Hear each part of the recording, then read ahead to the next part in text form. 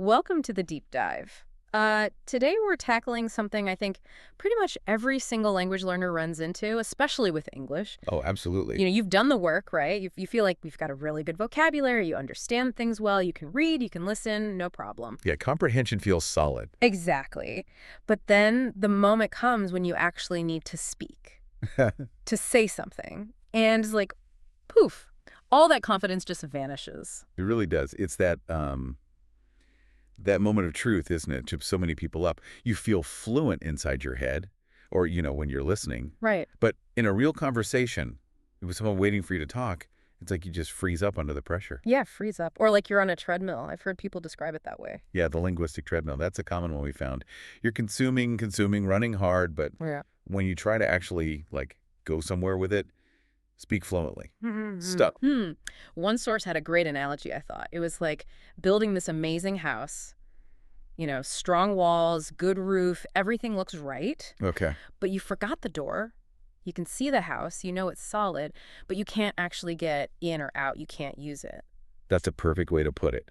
And the thing blocking that door, almost always, it's fear. Fear. Fear of mistakes, fear of sounding silly, fear of being judged, or just that awful blank moment where the word just isn't there. And that fear, it starts this whole negative loop, doesn't it? Totally. Yeah. It's a vicious cycle. You're afraid, so maybe you don't practice speaking as much. Right, you avoid it. You avoid it so you don't get better. Yeah. And because you're not getting better, the fear just gets bigger and bigger. Okay, so that's the problem. And today, we're here to offer, well, kind of an antidote to that cycle.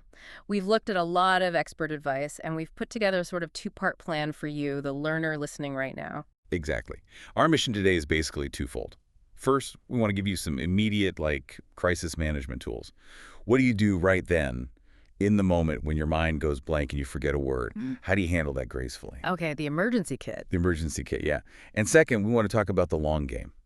A really powerful, but actually very low-pressure, consistent way to break that fear cycle and build real fluency over time. It's all about the power of tiny, tiny steps. Right, not these huge, scary study sessions. No, forget those for now. Consistency is the key. Wow. Okay, so let's unpack this, right? First things first, we need to tackle that psychological hurdle, that moment, that split second where the English word you need just evaporates. It feels terrifying, like your brain just shut down. It does. But what's really interesting, and maybe comforting, is that this happens to everyone. Seriously. Native English speakers forget words all the time. We stumble, we pause, we say, what's that word again? Huh. So it's not just a learner thing. Not at all. It's a human brain thing, a cognitive hiccup. The difference is native speakers usually don't panic. They don't let it crush their confidence or, derail the whole conversation. Okay, so the goal isn't to magically never forget a word because that's impossible. Exactly. Impossible. The goal is to handle it smoothly when it does happen. Keep the conversation going. Don't let it freak you out. Precisely. You need that immediate toolkit. So strategy number one we found is all about, well, honesty and asking for help, honest admission and asking for clues. Okay. It sounds simple, but I can see how people might try to hide it, pretend they didn't forget. Yeah, and that just makes it awkward, right? You get Yeah. these weird pauses, the other person is confused.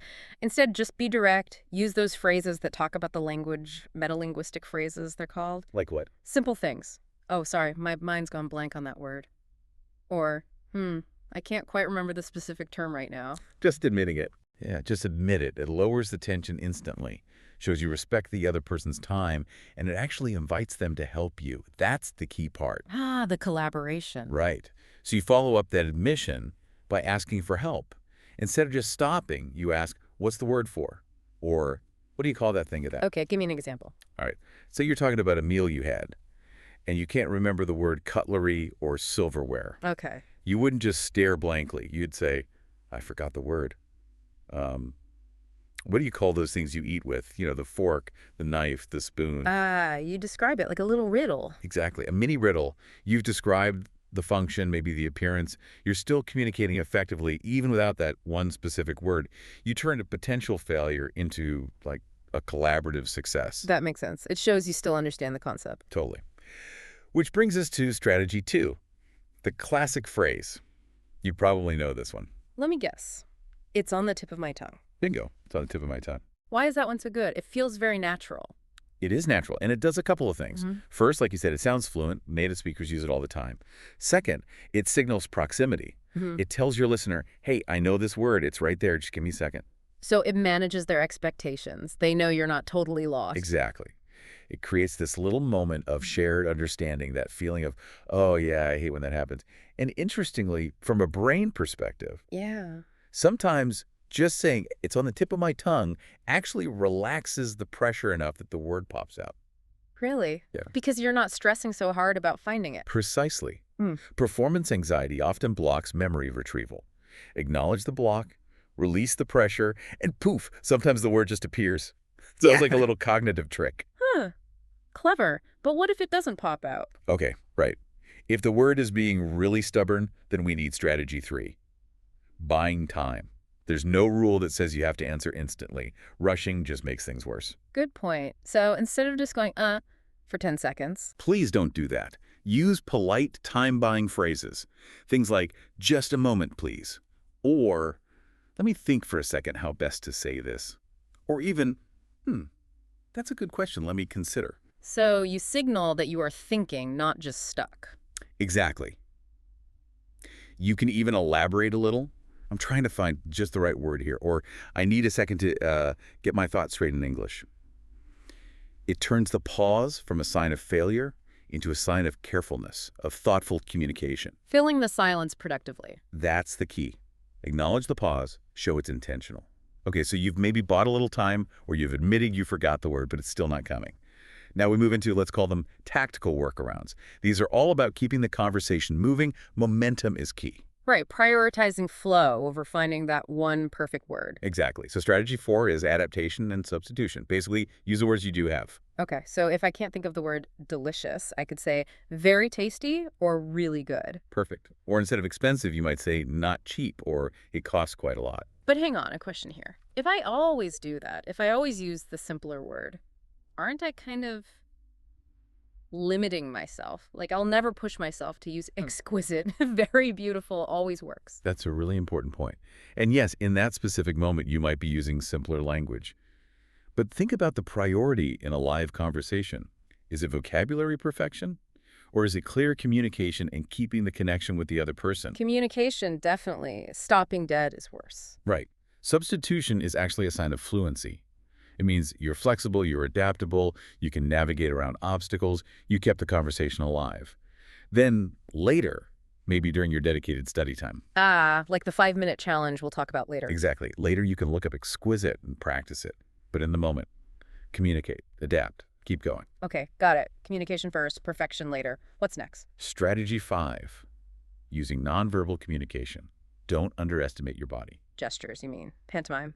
Absolutely. We do it naturally all the time, even in our native language. Yeah. If you forget the word stir, you can just make a stirring motion with your hand. Or like gesturing tall or small. Right.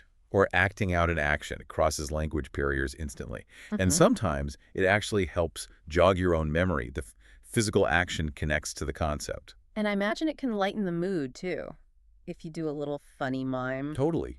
It often adds a bit of humor, makes everyone feel more relaxed. Your body is a powerful communication tool, don't forget it. Good point. Okay, strategy 6. This one's really about linguistic skill, the word detective approach, or more simply, paraphrasing. Saying the same thing but using different words, working around the gap. Precisely. This is where you show real flexibility. Yeah. Let's say you blank on the word refrigerator. Okay.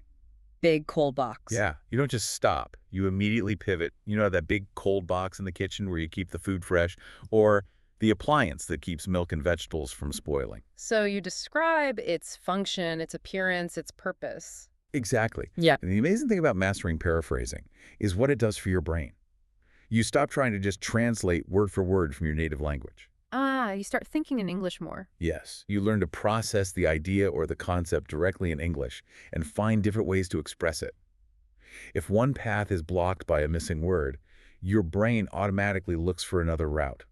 That's real cognitive flexibility. Moving from just translating to actually communicating ideas. I like that. It's crucial for higher levels.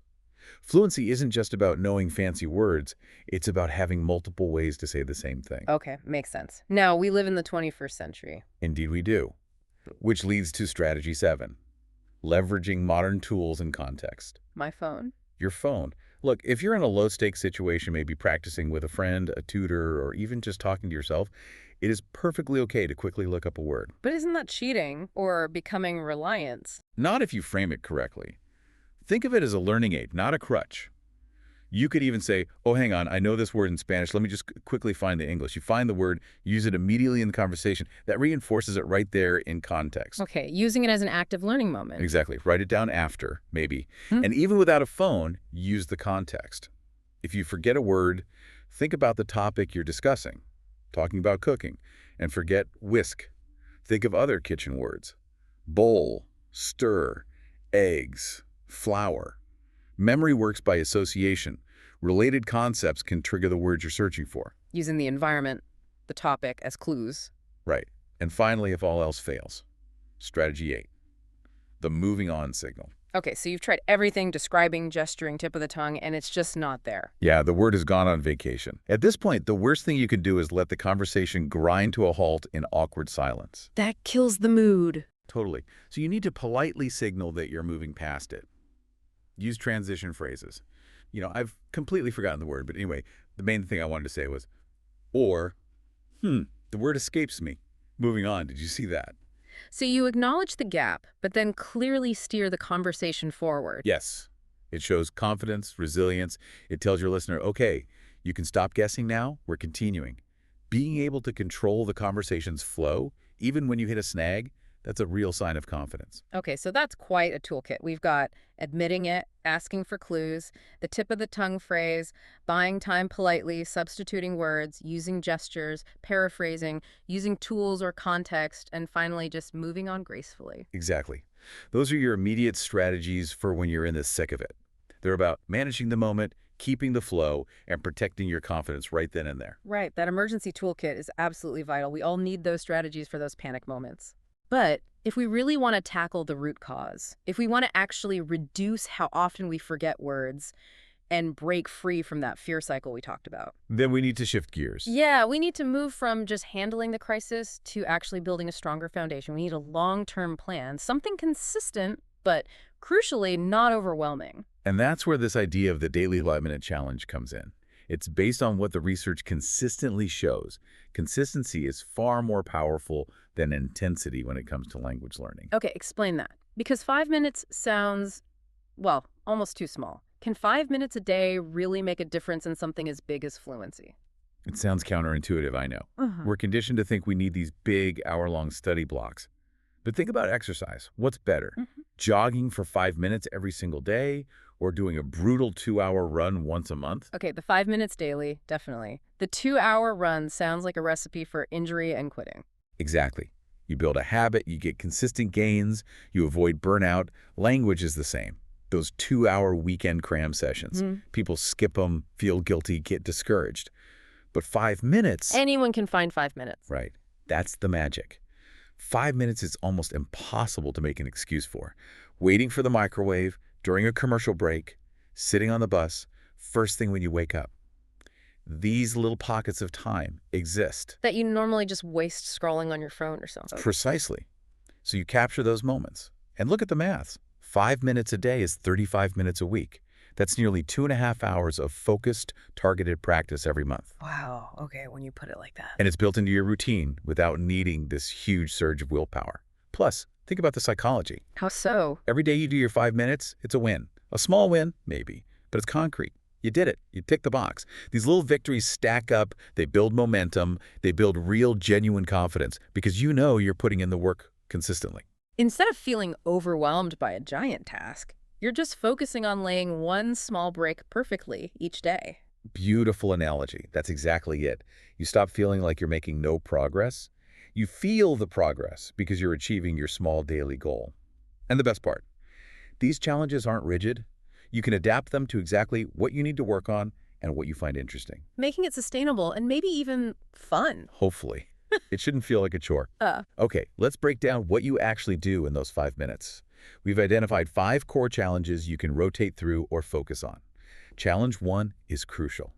Pronunciation practice. Right, because if people can't understand you easily, that hits your confidence hard. Massively. So this isn't just about sounding perfect, it's about being clear, being understood. The goal is secure communication. So how do you practice pronunciation effectively in just 5 minutes? Start small. Identify your specific problem sounds. Is it the thukat? The difference between ship and sheep? Maybe vowel sounds. Focus on one or two tricky ones per session. And then what? Just repeat them. Not just repeat. You need to understand the mechanics. How is this sound actually made? Use online resources. Videos are great for this. Look at diagrams showing tongue position, lip shape. You're training the muscles in your mouth, like going to the gym for your tone. Okay, physical practice. What about things like tongue twisters? Oh, definitely. They're fantastic warm-ups. Spend maybe 1 minute just trying to say she sells seashells by the seashore clearly and quickly. Huh. It forces your mouth to move precisely. It's high-intensity articulation practice. Fun too, usually. Yeah. And here's a really focused 5-minute tip. Use a good online dictionary. Cambridge, Oxford, Merriam-Webster. Find words with your target sound that have audio recordings by native speakers. Okay. Pick me 3 words. Listen to the native speaker pronunciation carefully. Then spend the next minute or two repeating just those 3 words, maybe 10 times each. Really focus on matching the rhythm, the stress, the intonation, not just the isolated sound. Imitating the music of the word, not just the notes. Perfect way to put it. That focused repetition and listening loop is incredibly effective. 5 minutes of that daily adds up fast. Okay, challenge 2, vocabulary expansion. But you said earlier not just memorizing random lists. Exactly. Smart learning. The key here is relevance and usage. Pick 5 new words a day, max. But choose words related to your life, your interests, things you actually talk or read about. So if I love gardening, learn words like prune, fertilizer, seedling. Precisely. Mhm. If you work in tech, learn tech terms. Relevance makes the words stick because your brain sees a reason to keep them. Makes sense. And how do you lock them in during that 5 minutes? Flashcards. Flashcards are great, especially digital ones using spaced repetition systems, or SRS apps like Anki or Quizlet are brilliant for this. Why are they better than just paper flashcards? Because they use an algorithm based on how memory works specifically, the forgetting curve. They show you the words you're about to forget more often and the words you know well less often. It makes your 5 minutes of review incredibly efficient. You're not wasting time on words you already know cold. Okay, so the app manages the review schedule for you. Smart. Very smart. But here's the most crucial step in your 5 minutes, whether using an app or a notebook. Don't just learn the definition. You must create your own sentence using the new word immediately. Why is that so important? Because context is everything. If you learn ambiguous, don't just memorize unclear meaning. Write a sentence. The instructions were ambiguous, so I wasn't sure what to do. Now you understand how it's used, what words go with it, collocations, the feeling it conveys. You're learning how to use the word, not just recognize it. Exactly. 5 words, 5 original sentences every day. Keep a little journal, date it, it builds up fast. Okay. Challenge 3. Conversation simulation. This sounds like tackling the fear head on. It is. The only way to get better at speaking is to speak. But what if you don't have a practice partner readily available? Talk to yourself. Absolutely. It sounds weird, but it works. Use your 5 minutes to talk out loud in English, describe your room, narrate what you're doing. Okay, now I'm making coffee. Yeah. Talk about your plans for the day. Even just to the mirror. Even just to the mirror. Yeah. Or record yourself on your phone. Mhm. The point is producing language. Get your mouth moving. Get your brain retrieving words under slight pressure. Can you make it more structured? Definitely. Try scenario practice. Pick a real-life situation. Ordering food in a restaurant, asking for directions, complaining about a faulty product. Spend the 5 minutes rehearsing what you would say. Ah, like preparing for specific situations. Exactly. Or try explaining something you know well, your job, your hobby, out loud in English. Try using the new vocabulary and pronunciation points you practice in the other challenges. The goal isn't perfection. You will stammer, you will pause, you'll correct yourself. That's fine. That's the process. Focus on getting the message out. Production over perfection again. Got it. Challenge 4. Active listening. And the key word here is active. This is not just having English background noise on. Right, so not just listening to a podcast while doing dishes. No. Active listening is focused, deliberate practice for your ears. For your 5 minutes, choose a very short piece of authentic English audio, like a 1 or 2 minute clip from a movie, a news report, maybe even this deep dive recording later. Okay, short and focused. Then what? Listen multiple times, but with a different focus each time. First, listen. Just try to get the main idea. Second, listen. Focus on, say, all the verbs used. Third, listen. Pay attention to connected speech, how words blend together, like Did you becoming did ya. Training your ear to catch the natural flow. Exactly. Or try shadowing. This is powerful. Explain shadowing. You play the audio and you try to speak along with the speaker, imitating their pronunciation, rhythm, intonation, and speed as closely as possible in real time. It's hard. Sounds intense for 5 minutes. It is intense, but incredibly effective. It connects listening and speaking directly. You're training your mouth to keep up. You're absorbing the natural music of English. 5 minutes of shadowing a short clip teaches you so much more than passively listening for an hour. Okay, I can see that. Active focus work. And the final challenge. Challenge 5. Reflection and review. This is the glue that holds it all together. This is how you stop feeling like you're just spinning your wheels. This is where you become your own coach. Precisely. Spend the last minute of your 5, or maybe dedicate a separate 5 minutes once a week, to reflecting on your practice. Keep a simple journal. Ask yourself, what did I practice today this week? What felt easier? What was still difficult? So like practice the sound, still tricky but getting better. Learned 5 words about cooking. Tried paraphrasing. Need more practice with that. Exactly like that. It makes your progress and your challenges visible and concrete. It takes the vague anxiety and turns it into specific data points you can work on. And that leads to better planning. Absolutely. Based on your reflection, set one tiny, specific, achievable goal for the next day or week. Not get better at speaking. That's too vague. Make it concrete. This week, I will focus on using past tense verbs correctly when I talk to myself. Or, tomorrow, I will learn 5 adjectives to describe food. Ah, so you're creating this continuous improvement loop. That's it. Practice to reflect. Plan, practice again. This loop ensures you're always building on what you did before, you're aware of your progress, and you stay motivated because you can actually see yourself improving step by tiny step. It kills that feeling of being stuck. #tag outro. Okay, wow. We've covered a lot of ground today. We've really done a deep dive into this whole fluency and confidence issue. We really have. So just to recap, we've basically got this 2-part strategy for everyone listening. First, there's that immediate toolkit, right? Those 8 practical things you can do the second you forget a word, ways to keep talking, stay cool, and manage the conversation. Your communication first aid kit. Keep it handy. Exactly.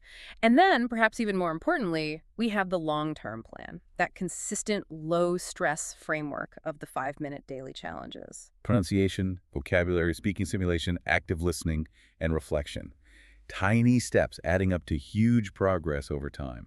That's the engine for building real, lasting fluency and confidence. And I guess the big message weaving through all of this is, don't be so afraid of the mistakes, of those moments you forget a word. Please don't. It's going to happen. It happens to everyone. It's a natural, unavoidable part of learning and even native speaking.